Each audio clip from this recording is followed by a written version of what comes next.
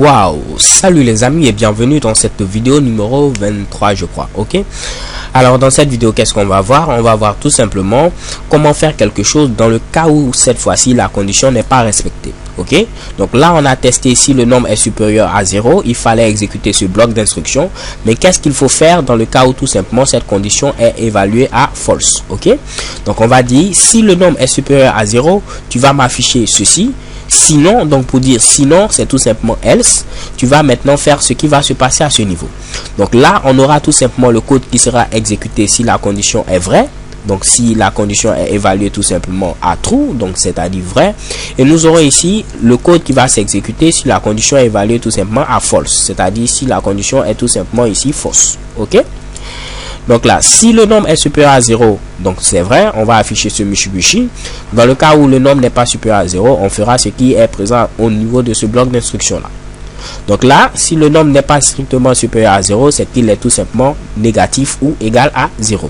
Donc là, je vais venir à ce niveau et mettre ici le nombre entré est négatif ou nul, comme ceci. Ok, donc là, si le nombre est supérieur à 0, je me répète, on va afficher le nombre entré est positif.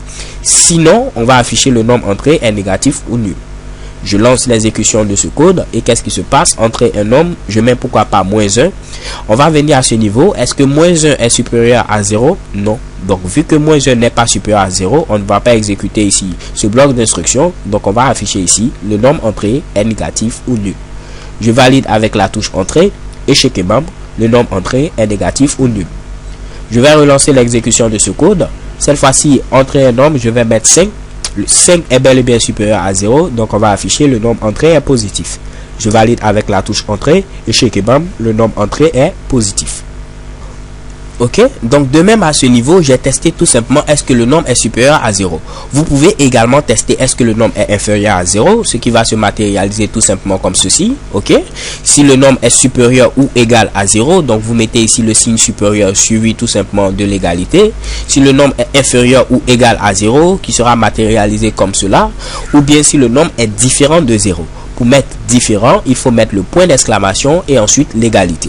Ok, donc là on va tester par exemple si le nombre est différent de 0, on va mettre ici le nombre entré tout simplement est non nul. Oups, est non nul comme ceci. Dans le cas contraire, on va mettre ici le nombre entré est nul. Donc je vais effacer ce fameux ou et je mets ce Mitsubishi là. Donc je retente d'expliquer. On va demander à l'utilisateur d'entrer un nombre.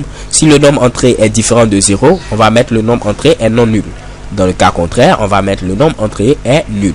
Ok, donc je valide ici l'exécution de ce code. Entrer un nombre s'il vous plaît, je mets ici 5. On doit m'afficher tout simplement le nombre entré est non nul parce que 5 est bel et bien différent de 0 à ce niveau. Je valide avec la touche entrée et chez Kebab, le nombre entré est non nul.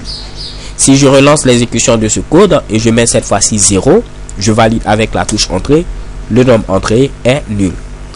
Alors les gars, c'est tout pour cette vidéo. So thank you guys for watching. Don't forget to subscribe and see you next video. XOXO.